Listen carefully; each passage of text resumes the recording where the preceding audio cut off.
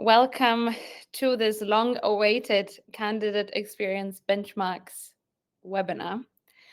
I will give you guys a bit of time to settle into the room. I can see the attendees are trickling in.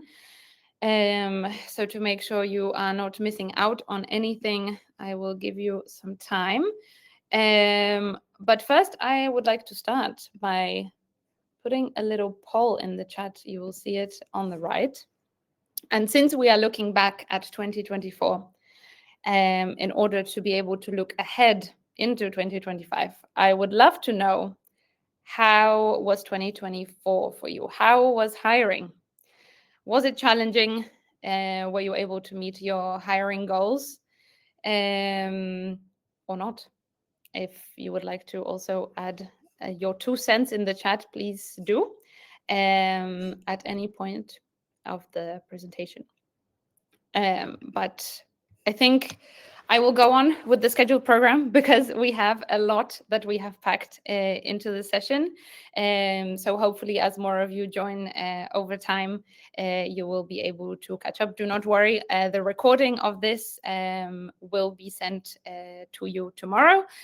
So if you miss any of the information, don't worry. And also, your own copy of the long-awaited Candidate Experience Benchmark Report will also be sent to you today after the webinar. So today we are here for 2 reasons, and I am super excited to be able to be leading today's webinar. And the 2 reasons are, as I mentioned, the benchmark report and the findings that we have discovered in there, but also the discussion that we will be having with our candidate experience champions from Pedidos. So just a little introduction before we get started, so you know who we are. We are here from START, and we help companies worldwide improve hiring based on insights.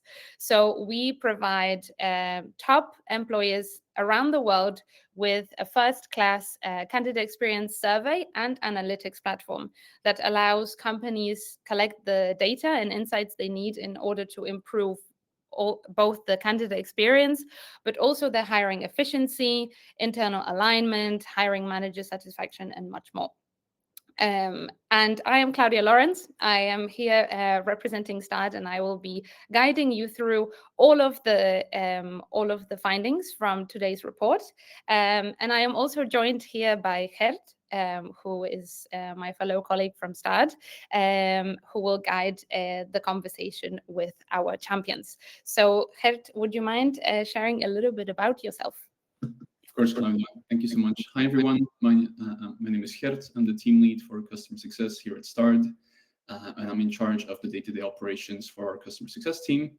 And next to that, I'm also the dedicated customer success manager for some of our customers, of which Pedidos is also one. Great. Sorry, I had an issue with my microphone.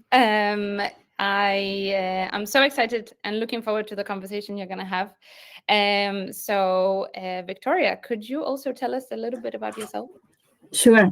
Hi, everyone. I'm Vicky. I lead the talent acquisition team from Pedidos. I'm from Argentina, and I'm really excited to be here today to share our experience with you.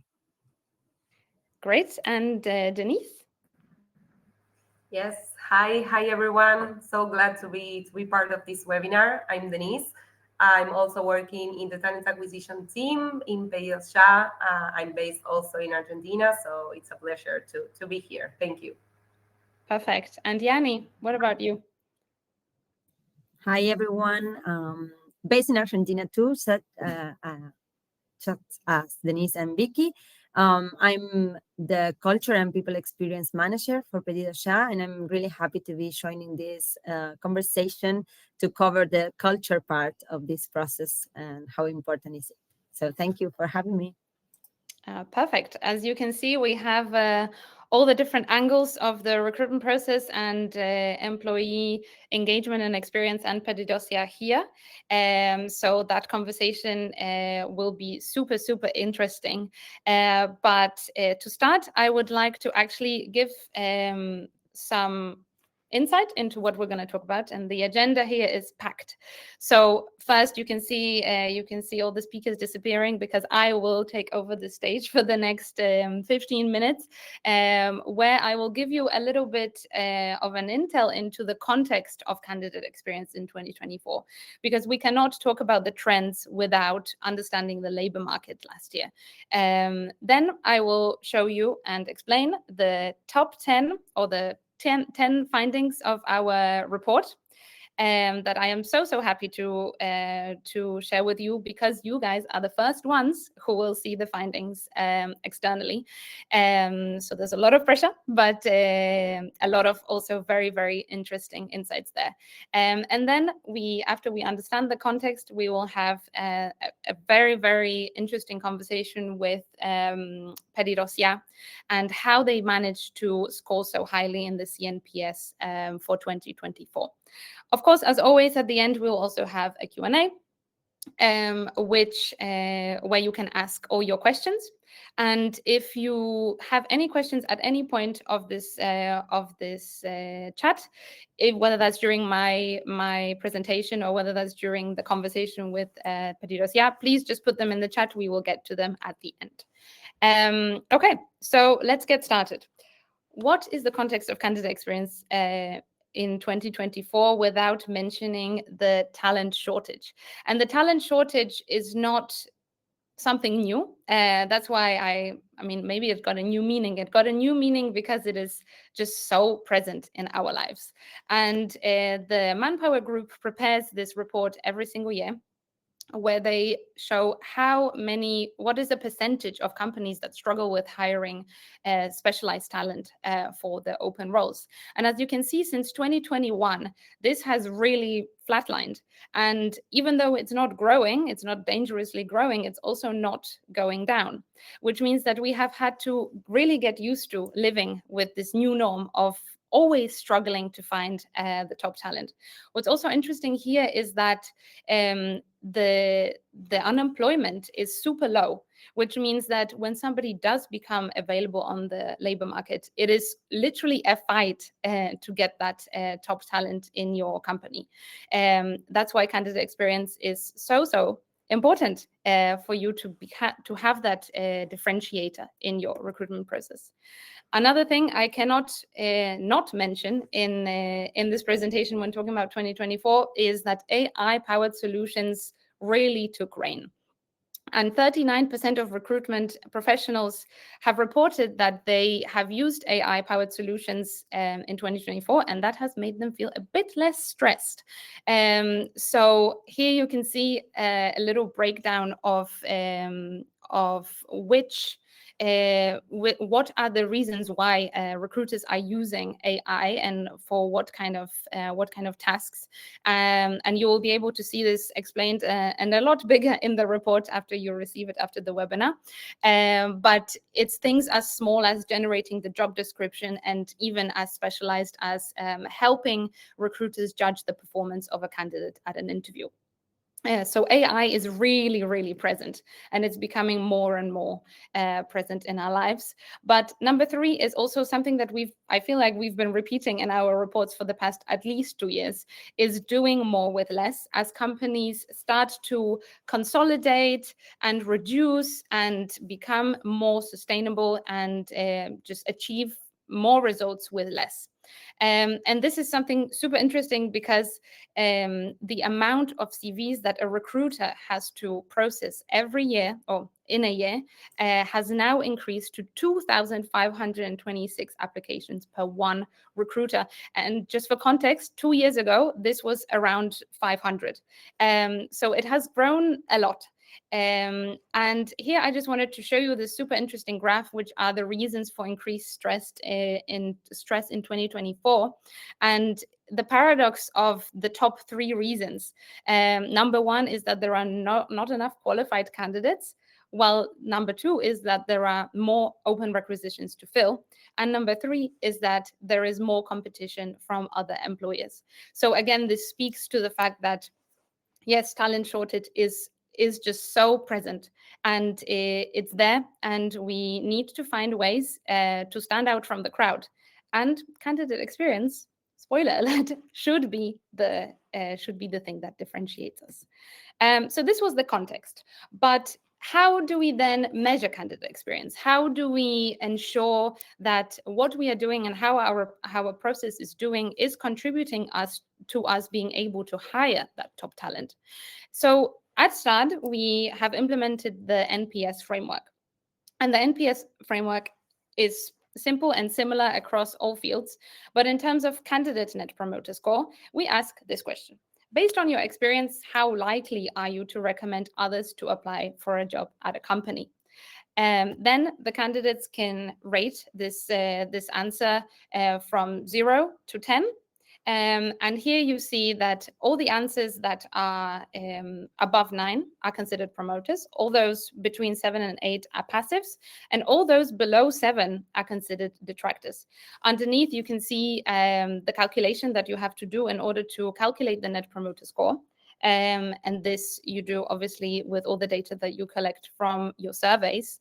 But it is scary to see that 6 and below is already considered a detractor. And they are considered detractors because they are the ones who will actively go out and say to their friends and family that you should not apply for a job at this company because I had such a terrible experience. So those are the ones that you really, really want to convert into at least passives, but in the best case scenario, promoters. So yes, you are measuring surveys, you are sending them out, but how do you know what is a good candidate net promoter score response rate? How many people should be responding to your surveys? As you can see at the top, we've got the hired candidates, and they, at least half of those hired will respond to a survey, while the withdrawn and rejected candidates are hovering around the 20% rejection mark. So here, response rate mark. And here, what's important to think about is the positivity and negativity bias. Obviously, a recruitment process is a very emotional process, and those who are hired are more inclined to be positive about their experience, even if it wasn't perfect, while those who are rejected are more inclined to be negative, even if the recruitment process wasn't perfect. And that's why here I will later show you why the quantity matters, because the CNPS over time has not increased or decreased drastically. As I said at the beginning, 2024 was not a year of extreme change. And in CNPS, we also have not seen any extreme changes. And there might be multiple reasons for that. But that is maybe also because we have just had so many things going on in the labor market and in the world where candidate experience was not the top priority. We have had mass hirings, mass layoffs, we have had AI. So recruitment teams have really had to juggle a lot of challenges. And so candidate experience was not being as prioritized as maybe it should have been. And maybe now is the time. So here we move on to our first finding. And our first finding, maybe for some, is obvious. But we obviously have found that candidate experience impacts your overall hiring success. And on the left here, you can see the ratio of candidates who have been rejected, who have been withdrawn, and who have been hired. And evidently, and I know that all of you know this, the largest amount of people who you will collect responses from are rejected, simply because you cannot hire all the people that apply for your open roles. But what's key to notice here are the withdrawn category. Even though they are only 10%. If you extrapolate this example to, say, 1,000 candidates, and you end up hiring 80 of them, or the 8% of them, all those 82% that are rejected will potentially speak negatively about their experience because they didn't get the job. But withdrawn candidates are important to take into consideration here because they choose to exit the recruitment process on their own accord. They are the most painful ones to lose because they are the ones you cannot control in the same way. You don't decide that they leave the recruitment funnel at that point. They decide by themselves. And often this happens to your favorite candidates. Or think about the amounts of times in which you lost your top candidate that you've been trying so hard to hire, and they left the recruitment process or said no to your offer because the process was not what they expected. So withdrawn candidates are the ones that you should be really, really paying attention to. And they are also the ones that are maybe the low-hanging fruits that you could really, really influence your overall CNPS and hiring success if you prioritize those. Then number 2 is also quite obvious, but yes, rejected candidates will talk negatively about your company. As you can see, rejected candidates have the lowest average CNPS score in 2024, and they have shown that for the past ever since we started doing this report, and hired candidates have the highest. But let's go back to the response rates.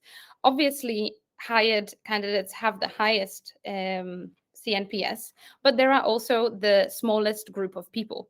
There are the least hired candidates, while there are also the most rejected candidates. So when you look at your CNPS score, you have to take into account that rejected candidates make up a large portion of that. And those are also the ones that you should be looking at when evaluating your performance.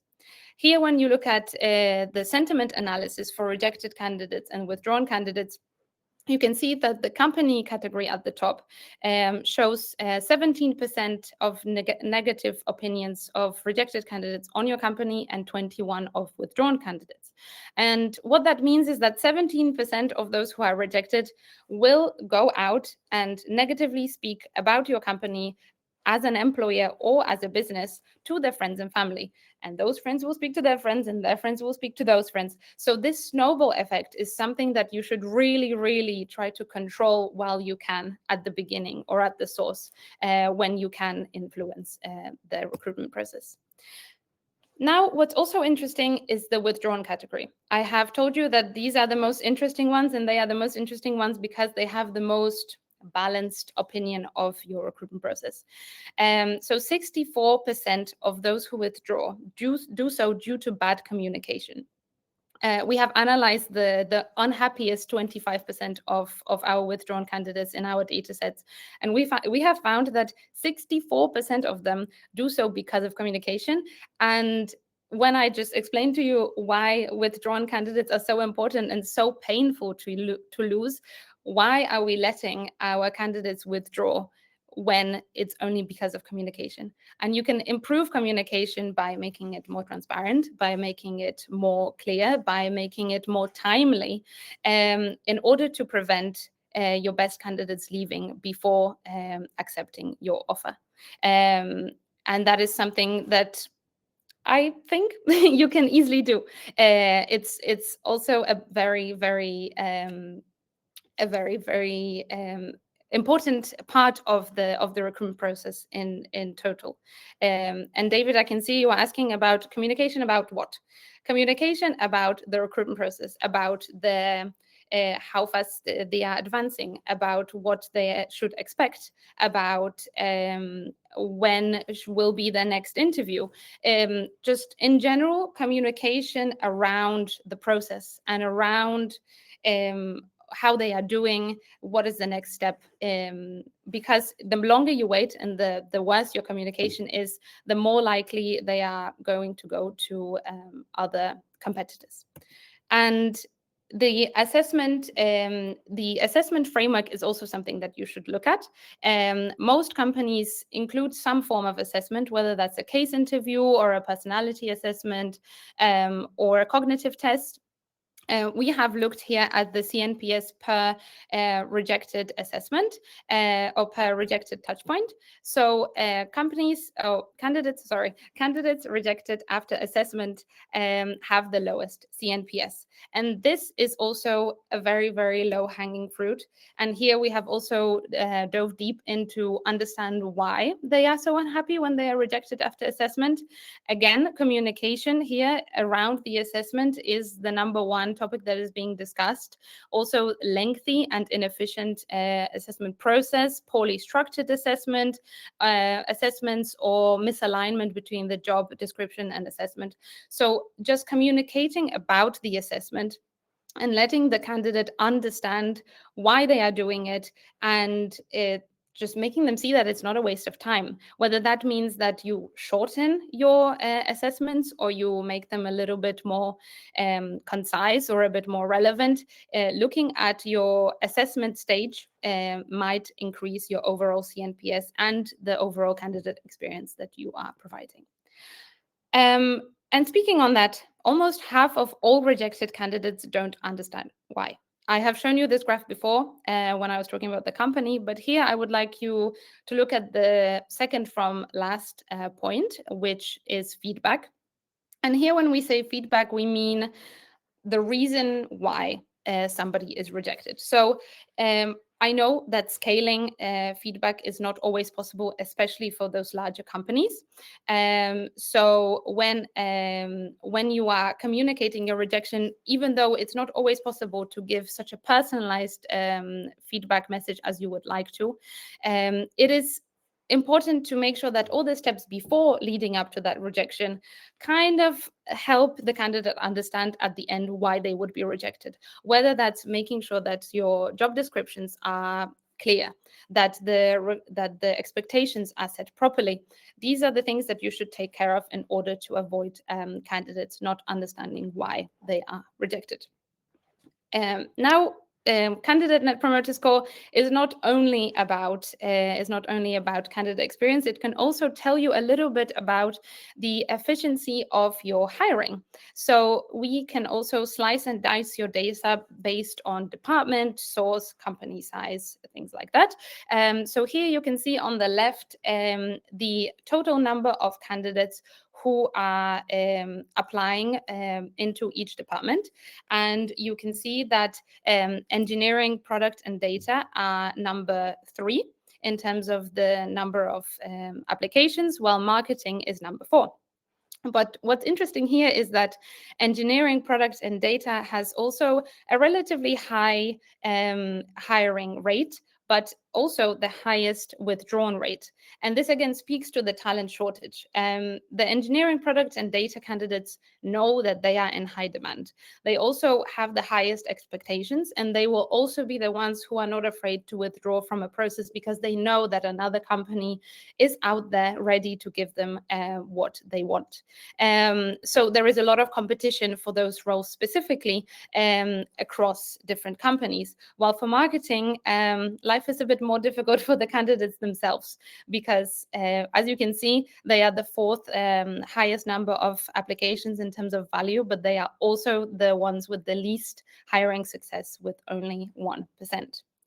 And you can also see that the CNPS corresponds here because engineering, product, and data, as well as marketing, have scored the lowest on the CNPS score, which means that marketing, obviously, they are unhappy because there is a lot of competition that they are experiencing. But engineering, product, and data applicants are really, they have really high expectations. The bar is very, very high there. So in order to make them feel happy, you really need to go above and beyond. Finding number 7 is diving a bit deeper into the sources that our customers have been using. And here you can see, it's probably to nobody's surprise, that internal and referred candidates are the most successful source of hire.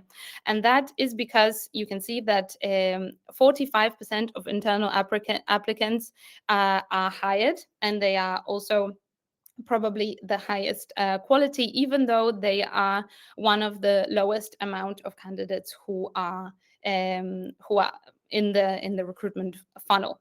So maybe 2025 should be the year where you really revamp your internal mobility and your referral schemes, because they are the ones that are bringing you the most successful hires.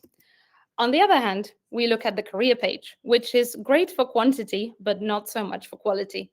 As you can see on the left, candidates coming through the career page make up a half of all the candidates that apply into the info jobs. However, there is only 5% of them who are successful. And that goes to show that maybe having a bit more of a personalized approach is the way to go forward in 2025. And that is also supported by company marketing. Company marketing is LinkedIn posts, just social media presence, and promoting your jobs over there. With that only having a 1% success rate, that probably shows that trying to get the most amount of candidates in your net, but not doing so in a personalized way, is not the best way to go forward. The ninth finding is about the recruitment agency, which could be damaging your brand.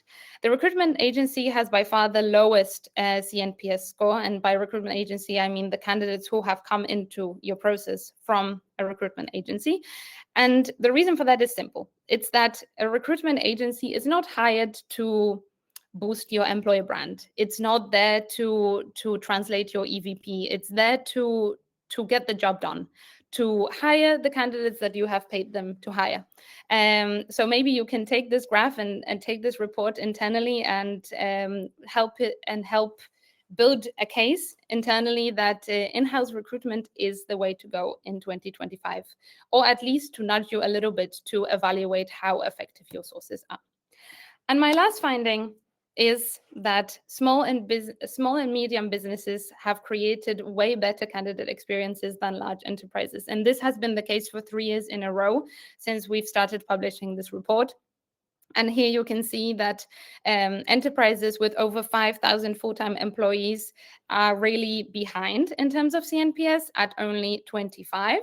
And this could be for a number of reasons. It could be due to bureaucracy. It could be due to extensive processes, lack of alignment internally, or bad scalability during growth. But what I'm so excited about is to hear from Pedidos Ya, because they are in this company bracket, or in this company size bracket, but they have scored a whole 68 CNPS in 2024. So this conversation is really going to bring a lot of insights to us. So I would like to welcome back on stage Yanni, Vicky, Denise, and Gert. And I will exit the stage so that they can have a great conversation all about the best practices. Cool. Thank you so much, Claudia, sharing those key insights. And to Vicky, Janina, Denise, again, thank you so much for being here today. We do have a lot of ground to cover, so I suggest we just jump straight in with our very first question. And then maybe before we dive back into the insights and best practices, could you briefly tell us a bit about Pedidos as a business, what they should do as an organization, and also what kind of talent is important to you as an organization? Okay, for sure. Pedidos Ya is a leading delivery and quick commerce platform in Latin America, connecting users with restaurants, markets, and more across 15 countries in the region. As part of Delivery Hero Group, a global leader in delivery industry, we are committed to building a strong talent and diverse team. We value talent that is eager to learn, humble, and customer focused, and we especially seek individuals with a strong teamwork skills and who love what they do and want to make life easier for our users. At Pedidos Ya, we hire talent across all levels and areas of the business, from entry level to senior leadership roles. Also, we recruit both operationals and non-operational profiles. Okay, thanks so much for providing the context, Vicky. Now, given that you operate on such a large scale, you mentioned across 15 countries, what was the biggest recruitment challenge for Pedidos Ya in 2024, and how did you overcome that? Okay, Looking back, 2024 was a year full of challenges for us, from quickly filling a high volume of operational roles to hire senior level positions across multiple markets. Managing 3,000 hires naturally brought many obstacles along the way, but the one that had the biggest impact on candidate experience was our ATS migration. We made this change to standardize our recruiting process globally. We improve visibility for leaders with better reporting and insight, and we enhance our job posting site for more seamless candidate experience. However, one challenge that we didn't anticipate was the impact on candidate feedback. In our previous system, feedback links were embedded directly on candidate communications. With the new system, surveys were sent 1 or 2 days later from a different email address, which led to a significant drop in the responses rate for a few months. And as Claudia said, quantity matters. It took us time and analysis to identify that this change was the root case. Once we understood the issue, we collaborate closely with your team to adjust the survey timing and align with our communication flow. And as a result, we were able to reverse the trend and significantly increase the response rate, restoring the feedback volume we had before the migration. Yeah, thank you, Vicky. As you might, of course, remember, I was myself part of that migration process from Start's perspective, obviously only, and I'm really happy that we managed to turn that around, obviously. But moving on, why is it that candidate experience is so important to you at Pedido Ya? I will take this one. At Pedido Ya, our culture is the core of everything that we do, and that extends to how we engage with candidates.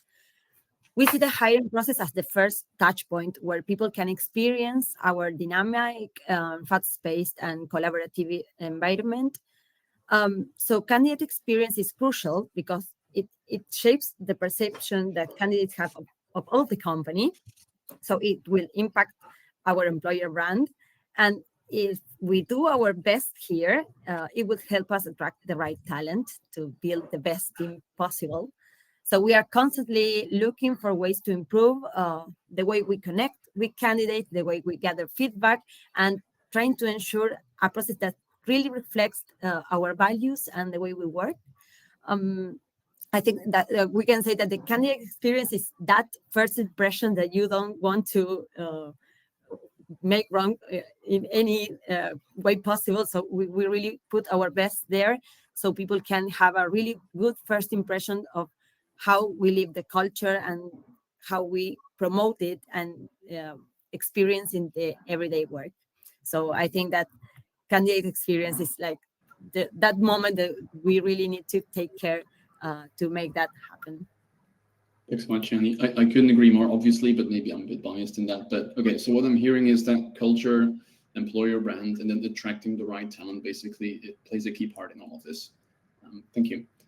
So that was what are your goals for 2025 around candidate experience? So we talked challenges for 2024, but looking ahead, is there anything you did in 2024 that you would bring forward with you to this year as well?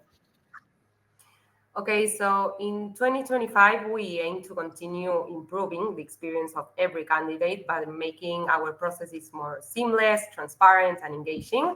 We've made adjustments to better understand the opportunities that we have at each stage, allowing us to implement more targeted and effective actions throughout the process. This is a journey that we've been on since 2024, and while we always have opportunities for improvement, our focus and objectives are very clear. As Shani said before, culture is the core of everything that we do. Sharing our values and our culture for us is the key for candidates to understand what makes us unique as a company, as area, and the role, and how this can add value to their experience.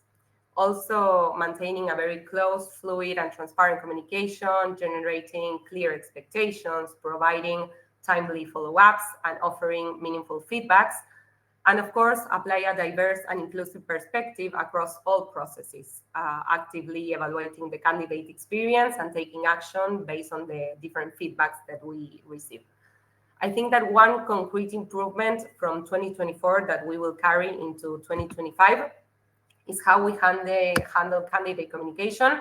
Even when we don't have any updates to share, instead of going silent, we prioritize keeping candidates informed, leaving always the door open for future opportunities and maintaining a very close connection.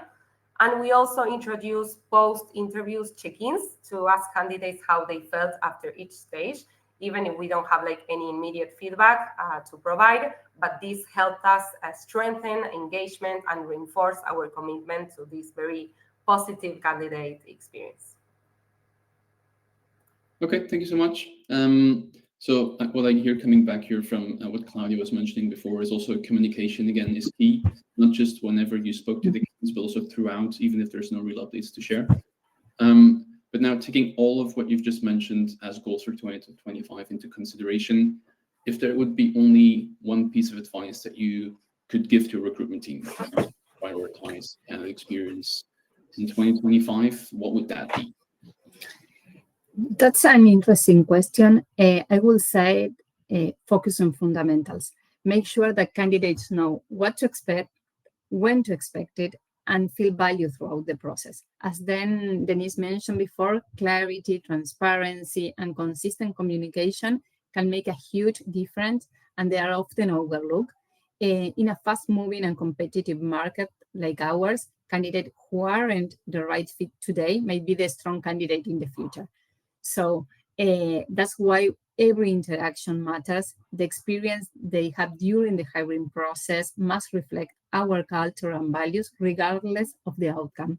It's not always about big innovations. Sometimes it's just the biggest impact comes from getting the basics right. Okay, that makes so much sense. I think that, well, if there's something that the audience will for sure take away from today's conversation, is that focus on fundamentals or getting the basics right. Thank you so much for that. Now, maybe referring back to some of the 2024 trends that Claudia shared earlier. So rejected candidates tend to have the lowest CNPS, candidate promoter score, that we know. This year, the benchmark there was -6, but you scored a whopping +35 across your rejected touch points for last year. So what do you think makes a good rejection, and how do you make sure that you avoid detractors in those stages? Yeah, I mean, well, for us, a good rejection is always very clear and personalized. And to achieve this, we first need always like strong interviews where both talent acquisition and hiring managers gather concrete evidence to provide meaningful feedbacks. So as candidates progress through our processes, we always aim to give them insights along the way so they can understand why they were not selected. Of course, our process isn't perfect. We have some detractors, and that's why we see a big opportunity to keep improving on how we deliver feedback and ensure candidates live with this very positive experience that we want to, even if they don't get the role. So as we said before, our culture is very people-centric, so we will always prioritize like the human side of the process, and this is why we highly value fostering strong and very close connections with all the candidates along all the way. Thank you so much, Denise. So human centricity is what I hear here, and then looking at the numbers, it seems like that candidate centricity or human centricity seems to be really paying off for you. So kudos for that, obviously. Now, looking also at the quality feedback from candidates, as mentioned earlier, the 3 most prevailing topics in comment analysis on the STAR platform were communication, yet again, the hiring process, and then also the recruitment team. What would your advice be on keeping your recruitment teams and your hiring teams aligned throughout your hiring process? I think I can take this one. At PedidosYa, we have one of our values, which is we play as a team. In Spanish is jugamos en equipo. And that's not an empty motto for us. In this case, this means that the TA team and the hiring managers are aligned because we are and we work as one team. So as they were mentioned before, both Denny and Vicky, the key is we continuously are in communication. We are all trying to get everyone on the same page. We set clear expectations, and we ensure that both sides have the right tools to make the informed decisions that are needed to make. So what we do to make this happen, basically, we have three things that I can see that is something they see to the people that is listening to this webinar can implement in their own organizations. We have training sessions, if needed, to develop the capabilities that we need in hiring managers. We have regular syncs as part of the process between TA team and the hiring managers, and we have structured feedback loops. So that help us to stay agile and improve the process and the candidate experience.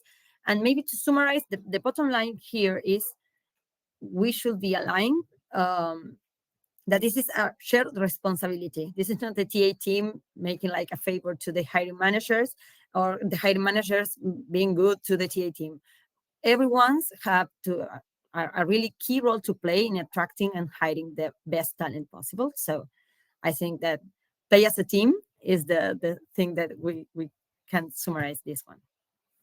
Okay, cool. So like you said, it's all as one team, and then communication, not just internally, but also towards candidates, seems to keep a key factor here. As you might remember from earlier, candidates who are referred or who are internal applicants tend to have the highest candidate promoter score, and then conversely, recruitment agencies score actually yield the lowest CMPS score.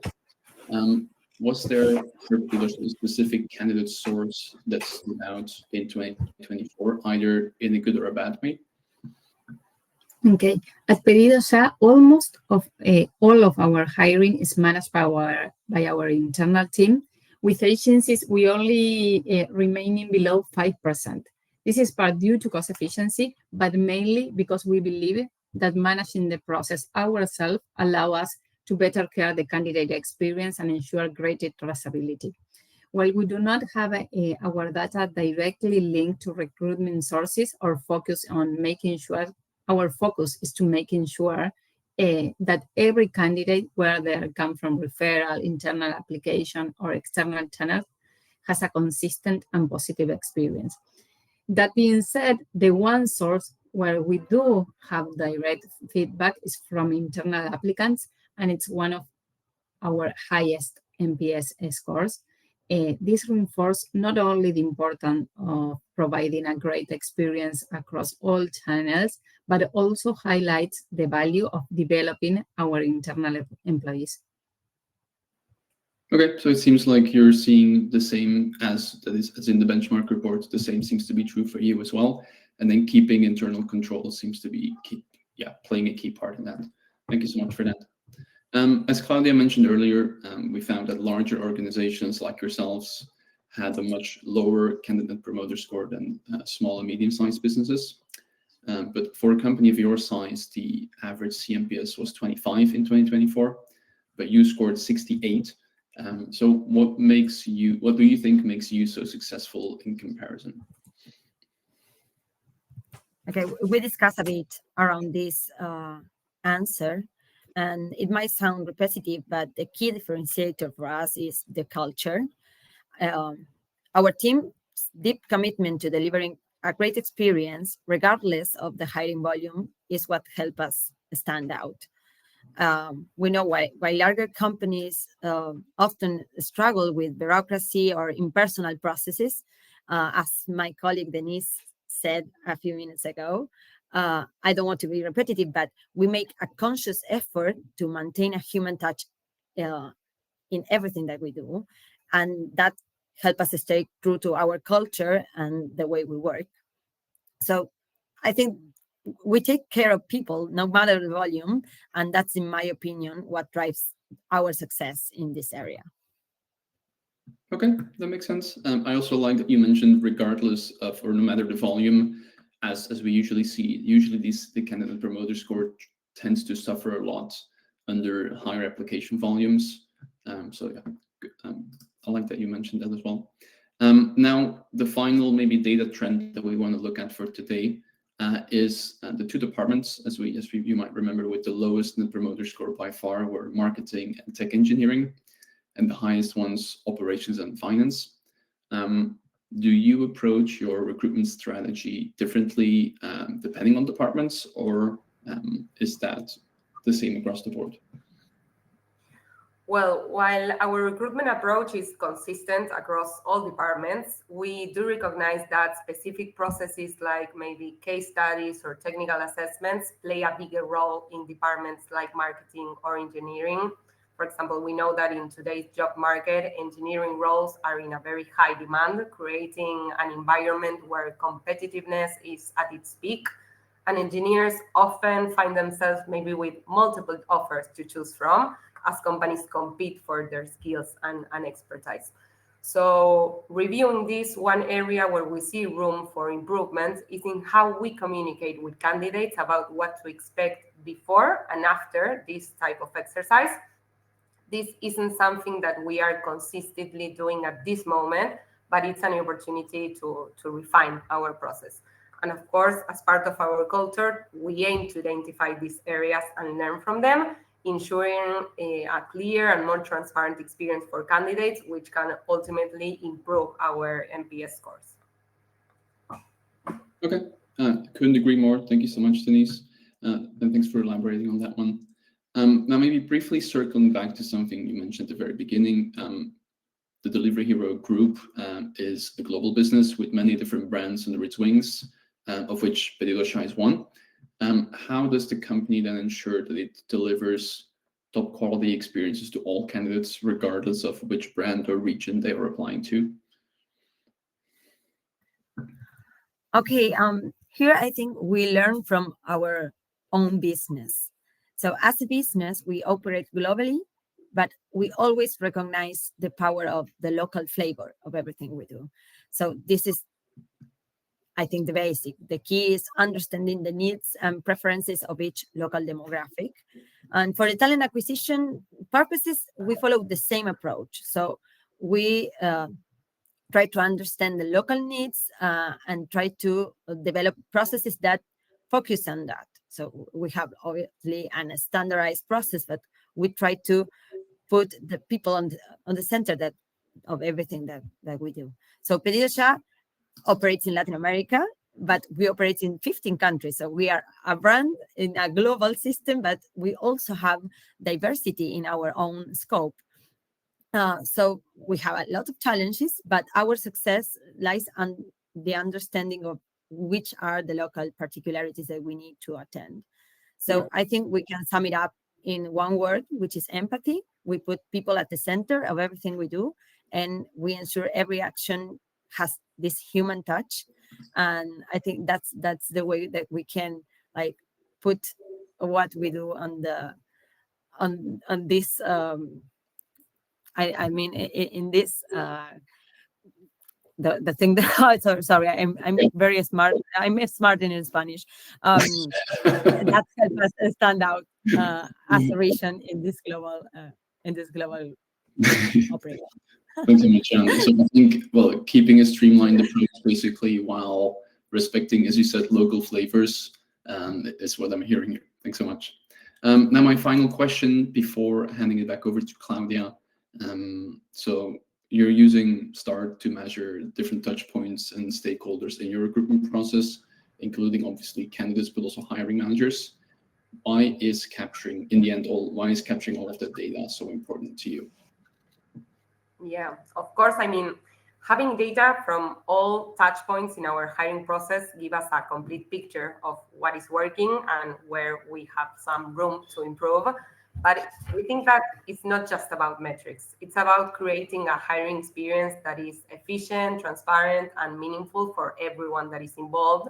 So maybe we see like this from different perspectives. At first, enhancing candidate experience, as we said before. This means understanding how candidates perceive our processes and will make and help us make it smoother, clearer, and more engaging, because every interaction should add value regardless of the outcome. Then, of course, making data-driven decisions instead of relying on assumptions. We use a 360 view to make informed improvements that drive real impact. both for the business and for the people going through our processes. And beyond hiring, there is even a bigger focus for us. It's our brand perception. Every candidate is either a current or a potential user of our platform, and their experience with us in the hiring process shapes how they perceive our brand. This year, we want to better understand and measure this impact to ensure we are making a lasting impression. And at the end, talent acquisition isn't just about filling roles. It's about building connections, elevating our brand, and making sure that every touch point reflects who we are as a company. Thank you so much. I think that is a great wrap to a great discussion as well. So thanks so much, Denise, Vicky, and of course, Yanni as well, for your time and for sharing these insights with us. Claudia, I think back to you now. Oh, she's already jumping on. I could see we had quite some interesting questions in the chat, so let's head over to those. Yes, thank you so much. This was a super valuable information, especially following all the insights.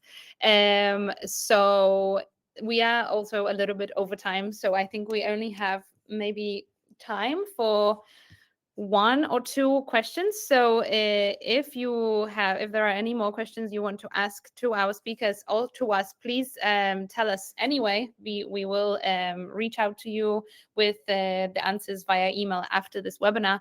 But maybe let's start with this one.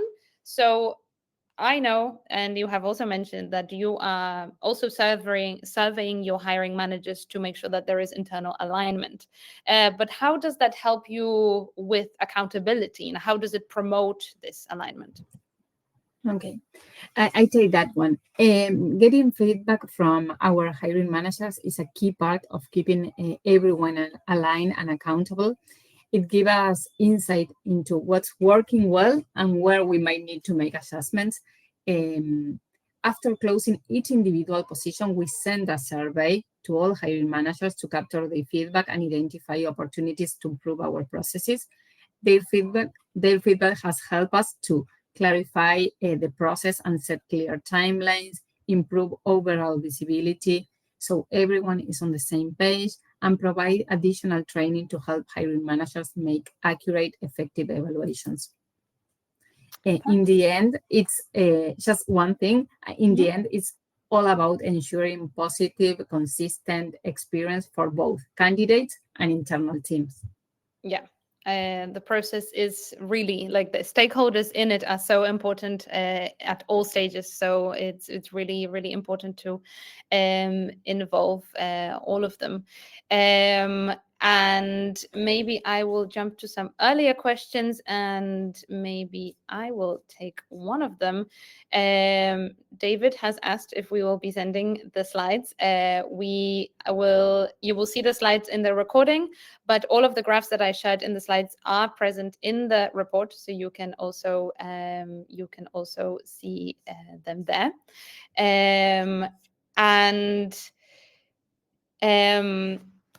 We are running out of time, and I see that you have a lot of really good questions, and I really don't want to rush the answers. So we will take some time off camera with our champions here, and we will answer all of your questions thoroughly and send them over to you via email. So expect that soon. So sorry that we went over time. We just had so much important information to talk about. And here I just wanted to round off by saying, what shall we expect in 2025? And I will just call out the headlines here. Of course, AI is not going anywhere. And I will jump to the last point, that maybe because AI is not going anywhere, candidate experience should become more of a priority, because yes, we are giving more of our tasks away to AI, but do we know how AI is doing and how it's making candidates feel in the process if AI will take over interviewing, or if AI will take over the communication? And something that was really transparent in all the data is that internal mobility and learning and development is here also coming to the rescue, that maybe the secret to fixing the talent shortage is looking within. So prioritizing good development structures and making sure that your current employees have the skills that they need.